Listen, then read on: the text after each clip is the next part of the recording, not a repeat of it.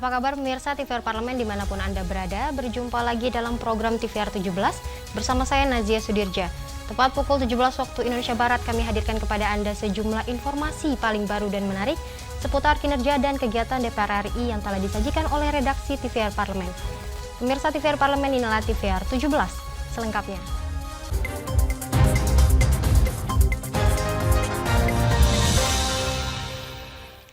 Gelaran International Parliamentary Meeting of the 10th World Water Forum yang akan dihelat di Nusa Dua Bali akan membahas berbagai isu krusial tentang kelangsungan air bersih. Badan Kerjasama Antar Parlemen DPR RI memastikan regulasi dan alih teknologi untuk mengatasi limbah dan pencemaran air juga akan dibahas pada 19 hingga 24 Mei mendatang. Gelaran International Parliamentary Meeting of the 10th World Water Forum atau WWF yang akan dihelat di Nusa Dua Bali akan membahas berbagai isu krusial tentang kelangsungan air bersih. Badan Kerjasama Antar Parlemen atau BKSAP DPR RI memastikan, regulasi dan alih teknologi untuk mengatasi limbah dan pencemaran air juga akan dibahas pada 19 hingga 24 Mei mendatang. Wakil Ketua BKSAP DPR RI Putu Supatmarudana mengatakan, forum tersebut bukan hanya akan dihadiri parlemen dunia, melainkan juga para ahli agar dapat menghasilkan regulasi dan kebijakan untuk memperbaiki akses air bersih, khususnya bagi masyarakat yang berada di daerah terpencil. Ia menyebut, alih teknologi dalam pengelolaan air juga akan menjadi bahasan utama agar strategi yang tepat dalam tata kelola air dapat dibentuk. Semua tokoh-tokoh, akademisi, intelektual akan hadir. Sehingga yang terpenting adalah dari pemikiran para intelektual ini akan ada regulasi. Pertama ya kita harapkan adanya satu undang-undang atau legislasi tentang air. Yang kedua adalah bagaimana setiap negara juga menjaga airnya dengan maksimal. Berikutnya adalah ada penganggaran yang komprehensif dari pemerintah untuk memberikan akses air kepada semua pihak. Karena tidak semua pihak di berbagai daerah punya akses air bersih. Sehingga ada satu konsep atau roadmap atau strategi bagaimana memanage air. Lebih lanjut, Putu Supatma berharap WWF dapat melahirkan komitmen global untuk lebih peduli terhadap permasalahan air dunia dan dapat berkontribusi menjaga kelangsungan air bersih bagi generasi penerus. Ferdian dan Dwi, TVR Parlemen melaporkan. Meski telah dilarang, pinjaman online ilegal masih terus bermunculan. Menanggapi hal tersebut, Komisi 11 DPR RI meminta otoritas jasa keuangan agar lebih gencar melakukan sosialisasi terkait bahaya pinjaman online ilegal, supaya masyarakat tidak terus menjadi korban. Meski telah dilarang, pinjaman online atau pinjol ilegal masih terus bermunculan. Menanggapi hal ini, Komisi 11 DPR RI meminta Otoritas Jasa Keuangan atau OJK lebih gencar melakukan sosialisasi terkait bahaya pinjol ilegal agar masyarakat tidak terus menjadi korban. Anggota Komisi 11 DPR RI Melkias Markus Mekeng menilai, aturan terkait pinjol sebetulnya sudah cukup ketat. Namun OJK perlu lebih gencar memberikan edukasi kepada masyarakat agar tidak jatuh ke dalam jeratan pinjol ilegal. Meski pencairan dana terkesan mudah, menurutnya OJK harus mensosialisasikan dampak dan resiko pinjol, terutama pinjol ilegal. Biasanya orang yang masuk ke dalam pinjol itu biasanya orang-orang yang dalam keadaan urgent. Nah ini kan agak susah kita masuk ke dalam ranah itu tergantung daripada masyarakatnya. Yang perlu kita sampaikan kepada masyarakat bahwa karena pinjaman ini tanpa jaminan, prosesnya tidak bersusah, tentunya si pemilik dana ini akan sangat keras dan ketat pada saat penagihannya, dan itu berdampak kepada peningkatan daripada jumlah pinjaman. Nah, jadi menurut hemat saya yang harus diperkuat dari OJK adalah sosialisasi, dan sosialisasi itu menurut hemat saya harus lebih banyak masuk ke media cetak, media TV, media online, semua dan secara masif. Beberapa waktu lalu OJK melalui Satuan Tugas Pemberantasan Aktivitas Keuangan Ilegal atau Satgas Pasti merilis daftar terbaru aplikasi dan konten pinjol ilegal. Sedikitnya 585 pinjol ilegal dan pinjaman pribadi, serta 17 investasi ilegal telah diblokir pada periode Februari hingga Maret 2024. Dari Semarang, Jawa Tengah, Bondan Imana, TVR Parlemen melaporkan. Dalam tinjauan langsung ke SMK 2 Palembang, Sumatera Selatan, Komisi 10 DPR RI menilai beberapa fasilitas penunjang praktik sekolah tersebut belum memenuhi kebutuhan dan perkembangan zaman. Selain itu, minimnya kesejahteraan tenaga pendidik dinilai juga menjadi faktor utama buruknya kualitas pendidikan. Dalam tinjauan langsung ke SMK 2 Palembang, Sumatera Selatan, Komisi 10 DPR RI menilai beberapa fasilitas penunjang praktik sekolah tersebut belum memenuhi kebutuhan dan perkembangan zaman. Selain itu, minimnya kesejahteraan tenaga pendidik dinilai juga menjadi faktor utama buruknya kualitas pendidikan. Anggota Komisi 10 DPR RI Mustafa Kamal menilai, fasilitas dan alat praktikum hingga kapasitas tenaga pengajar berperan penting dalam peningkatan kualitas pendidikan. Menurutnya, biaya praktek yang relatif mahal juga dapat menghambat peningkatan kemampuan atau skill siswa. Selain itu, ia mendorong pemerintah untuk memprioritaskan pengangkatan guru honorer menjadi ASN sebagai salah satu upaya meningkatkan kualitas pendidikan di tanah air, khususnya di wilayah Palembang. Siswa-siswa yang melakukan praktikum, karena biayanya tinggi kan, bisa sampai kisaran tadi dikatakan 5 juta ya, untuk kebutuhan 1 tahun. Ya bayangkan ya, kalau tidak ada bahan baku untuk praktek, itu tentu kualitas pendidikan akan menurun. Begitu juga guru-gurunya, SDM-nya, ya kita prihatin juga karena siswanya sampai 2.000, artinya peminatnya banyak. Tapi guru-gurunya yang ASN itu masih sangat sedikit. Ya, kebanyakan itu justru masih honorer. Lebih lanjut, Mustafa berharap SMK dapat menggali potensi siswa dan menyesuaikan dengan kemampuan yang dibutuhkan. Misalnya untuk mendukung kebutuhan pembangunan properti yang cukup tinggi, diperlukan sekolah kejuruan di bidang geometri dan konstruksi. Dari Palembang, Sumatera Selatan, Teddy Sunario, TVR Parlemen melaporkan. Jadi tuan rumah gelaran International Parliamentary Meeting of the 10 World Water Forum, Bali terus mempersiapkan diri menyambut seluruh delegasi. Berbagai persiapan telah dilakukan mulai dari persiapan teknis pertemuan hingga koordinasi pengamanan agar forum ini dapat membawa solusi bagi permasalahan krisis air dunia. Informasi selengkapnya sesaat lagi, tetaplah di TVR 17.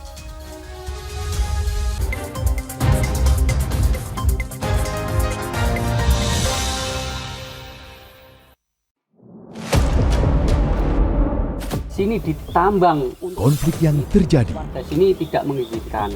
masalah yang tersisihkan menjadi kesenjangan sosial. Ya namanya rakyat kecil gak bisa apa-apa, mau komplain juga gak didengar. Sebab apa? Itu menyangkut isi perut kami semua. Bagaimana memutus keterbatasan untuk didengar? Jadi kalau misalnya masyarakat sudah merasa tidak lagi ada yang memperjuangkan aspirasinya, maka masyarakat memang sangat berhak untuk meminta dewan yang mewakili mereka di parlemen. Kami menyusuri batas-batas peristiwa, mengurai berbagai polemik yang terjadi, meluruhkan suara-suara marginal, menjadi nyata dalam setiap aspirasi, melaksanakan tugasnya sebagai wakil rakyat. Saksikan Aksi Dewan setiap hari Senin dan Rabu pukul 10.30 waktu Indonesia Barat, hanya di TVR Parlemen.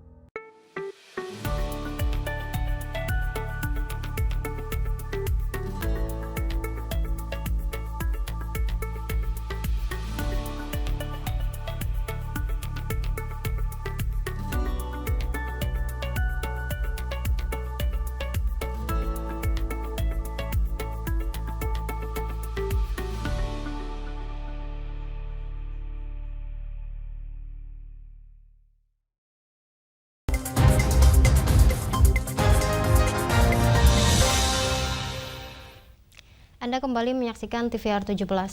Pemirsa, meski sangat penting pembicaraan terkait dengan isu air masih sangat minim, baik di tingkat nasional maupun internasional.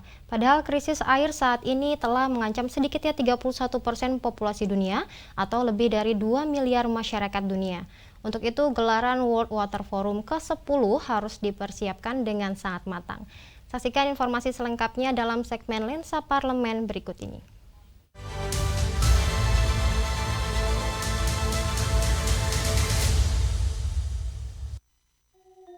Jadi tuan rumah gelaran International Parliamentary Meeting of the 10 World Water Forum, Bali terus mempersiapkan diri menyambut seluruh delegasi.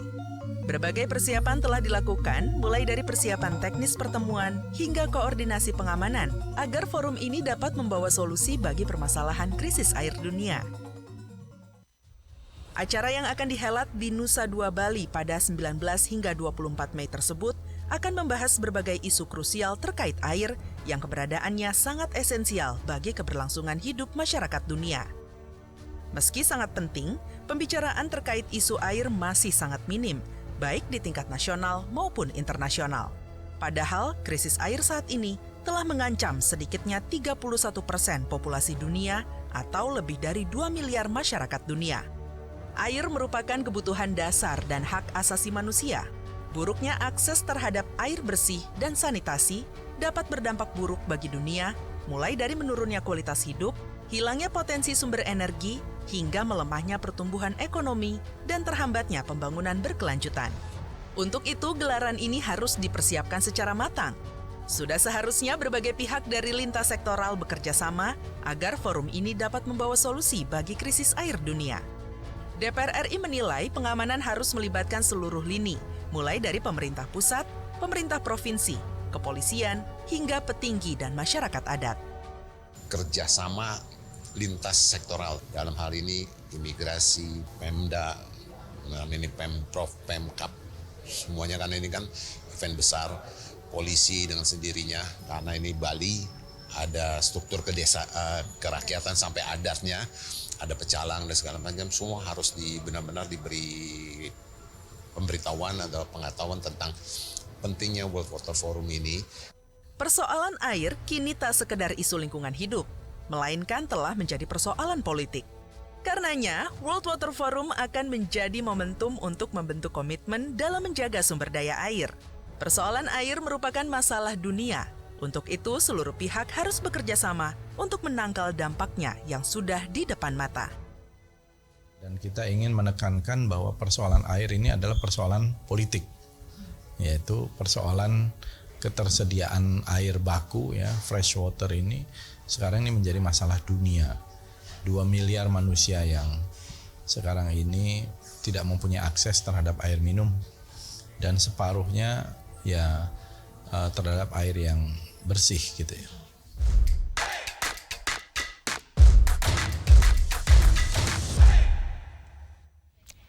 Data menunjukkan bahwa persentase kepesertaan Program Jaminan Kesehatan Nasional atau JKN baru mencapai 95,77%.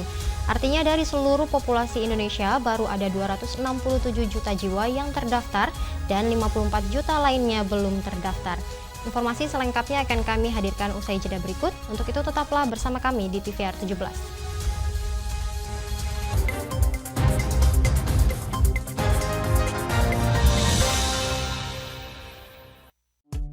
DPR RI memiliki fungsi diplomasi dalam menjalankan politik luar negeri sesuai dengan pasal 116 Undang-Undang MD3. Kontribusi aktif BKSAP DPR RI memainkan peranan penting dalam memenangkan persaingan global melalui IPU, IPA, IPPF, IPA, dan PUIK. BKSAP memiliki komitmen yang tinggi dalam krisis kemanusiaan dunia. Fungsi diplomasi dijalankan untuk mendukung upaya pemerintah dalam melaksanakan politik luar negeri.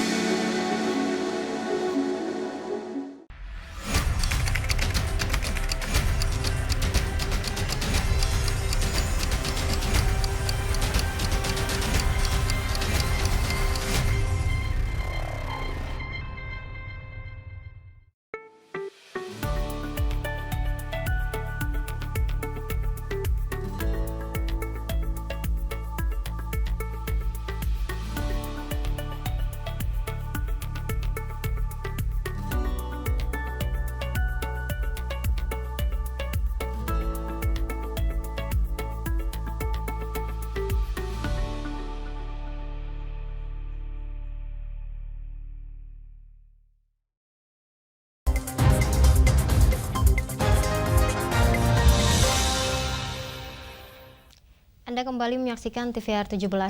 Pemirsa, melihat data persentase kepesertaan JKN, anggota Komisi 9 DPR RI Neti Prasetyani meminta pemerintah untuk meningkatkan persentase kepesertaan JKN untuk meningkatkan kualitas hidup masyarakat. Selengkapnya berikut laporan rekan kami Umam Hidayat dari Gedung DPR RI.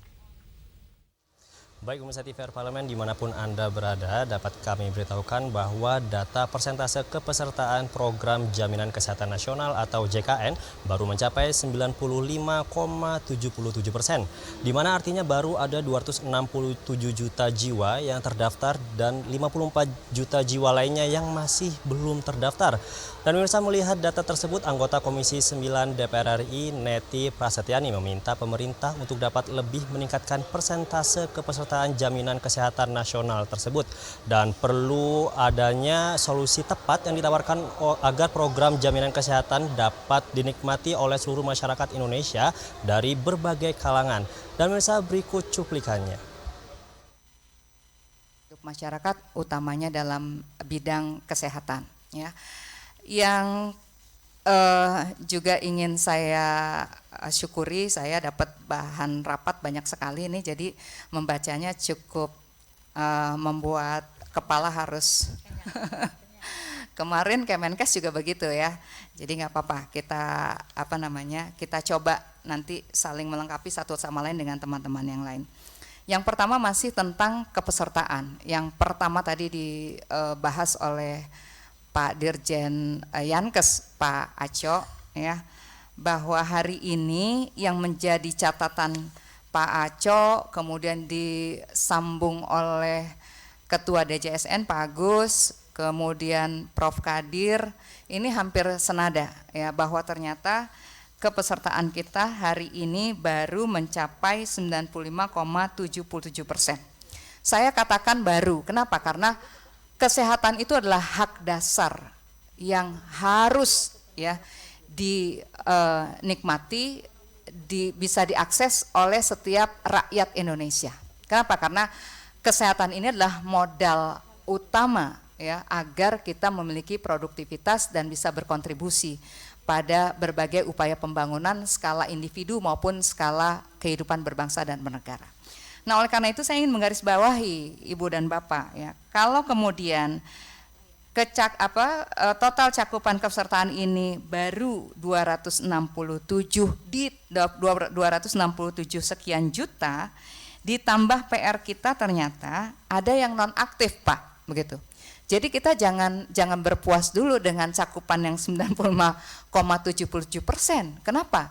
Karena selain kita punya PR, ada yang belum terdaftar sebagai peserta, asumsinya dua, memang mereka belum benar-benar terdaftar atau memang mereka mengikuti asuransi yang lainnya.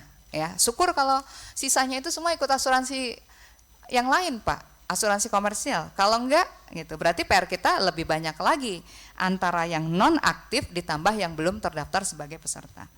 Nah, saya kok belum mendengar gitu. Apa sih sebetulnya solusi yang bisa ditawarkan oleh Bapak-bapak yang hadir pada kali ini dengan berbagai kewenangannya untuk bisa menjawab ya, bagaimana caranya agar yang non aktif ini menjadi aktif. Kenapa? Karena sudah pasti yang non aktif ini tidak akan mendapatkan akses layanan kesehatan. Kenapa? Karena yang disebut dengan peserta adalah orang yang membayar atau dibayari iurannya. Ya. Jadi sudah terbayangkan oleh kita, Pak. Ada 54 juta rakyat kita, tetangga kanan kiri kita, belakang depan kita, atau mungkin rakyat di dapil kita yang enggak terlayani oleh layanan kesehatan. Nah, ini kira-kira apa nih solusinya? Termasuk juga Pak Dirut ini ya. Harus memikirkan, pernah nggak sih kita ngomong sama Kemensos gitu, ada nggak kajiannya kalau 54 juta ini boleh jadi memang benar-benar miskin, Pak, gitu. Boro-boro mau bayar premi, makan sehari-hari juga udah susah. Apakah kemudian ada kajian untuk bisa menambah ya kepesertaan PBI gitu? Pernah nggak dilakukan koordinasi dengan Kemensos agar DTKS ini dibongkar, dibuka seperti itu? Jadi jangan sampai kita bicara soal hak kesehatan, tapi ternyata kita cuma bisa mengeluh tanpa bisa memberikan solusi. Itu yang terkait dengan kepesertaan, ya. Dan sekaligus saya juga ingin sampaikan bahwa ternyata masalah kepesertaan ini masih berlanjut. Baik pemirsa, itu tadi telah kita saksikan bagaimana pernyataan dari salah satu anggota Komisi 9 DPR RI, Neti Prasetyani, di mana ia mengatakan pemerintah harus proaktif dalam meningkatkan persentase kepesertaan program JKN ini. Karena bagaimanapun semua peserta berhak atas fasilitas kesehatan yang dimiliki pemerintah. Dan pemirsa, untuk itu ia berharap pemerintah dapat mempermudah proses pendaftaran kepesertaan JKN bagi 54 juta masyarakat yang masih belum terdaftar. Dan jika akses layanan kesehatan ini nantinya dapat dinikmati oleh seluruh masyarakat Indonesia, maka diyakini akan berdampak baik pada peningkatan kualitas hidup masyarakat Indonesia sendiri. Dan pemirsa, itu saja yang dapat kami laporkan. Kembali ke studio. Selanjutnya pemirsa, apa saja yang menjadi topik perbincangan di media online nasional pada hari ini? Usai jeda tetaplah di TVR 17.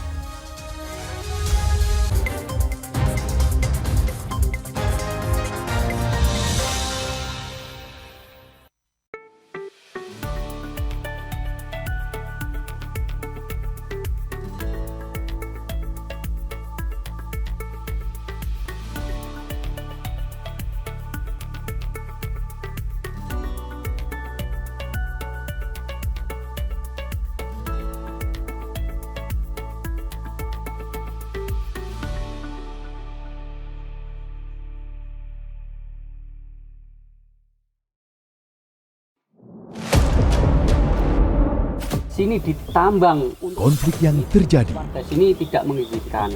masalah yang tersisihkan menjadi kesenjangan sosial. Ya namanya rakyat kecil gak bisa apa-apa, mau komplain juga gak didengar. Sebab apa? Itu menyangkut isi perut kami semua. Bagaimana memutus keterbatasan untuk didengar? Jadi kalau misalnya masyarakat sudah merasa tidak lagi ada yang memperjuangkan aspirasinya, maka masyarakat memang sangat berhak untuk meminta dewan yang mewakili mereka di parlemen.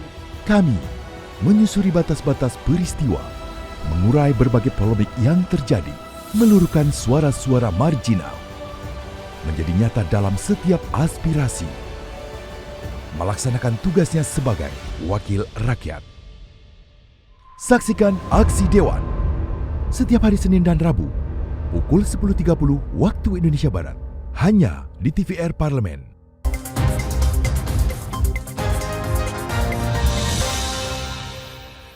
Anda kembali menyaksikan TVR 17. Pemirsa TVR Parlemen, kali ini kita masuk ke segmen media online nasional. Mari kita simak isu apa saja yang menjadi sorotan media serta tanggapan dari sejumlah anggota Dewan bersama rekan kami, Dadi Ramadan.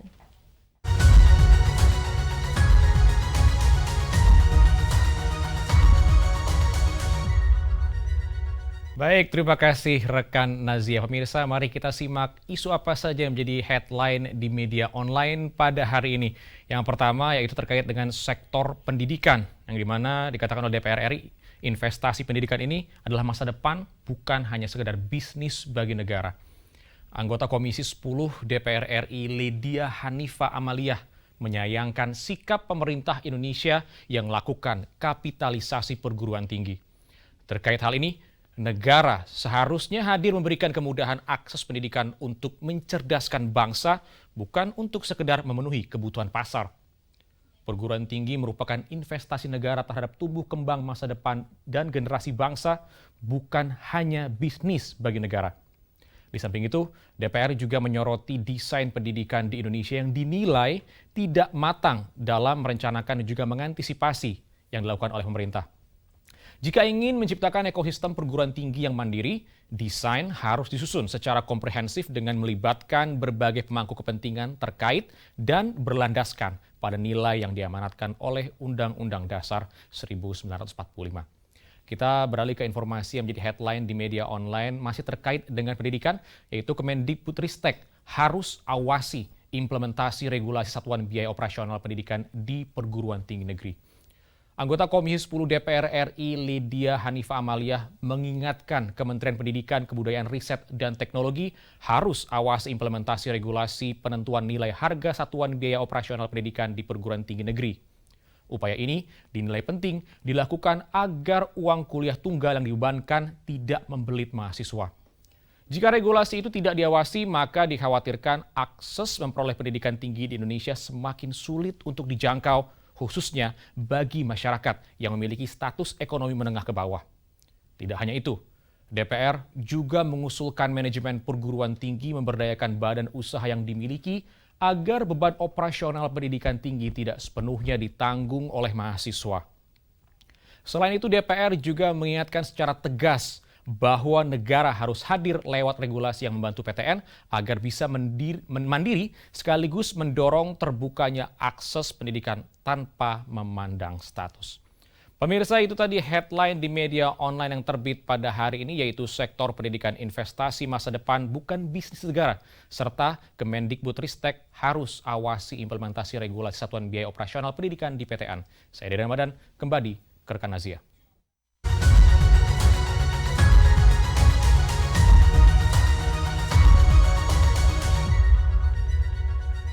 Terima kasih rekan Dadi yang telah menyampaikan sejumlah update sorotan dari media online nasional pada hari ini.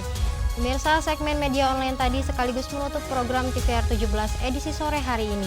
Saya Nazia Sudirja beserta seluruh kru TVR Parlemen yang bertugas mengucapkan terima kasih dan pamit undur diri dari hadapan Anda. TVR Parlemen, referensi Indonesia.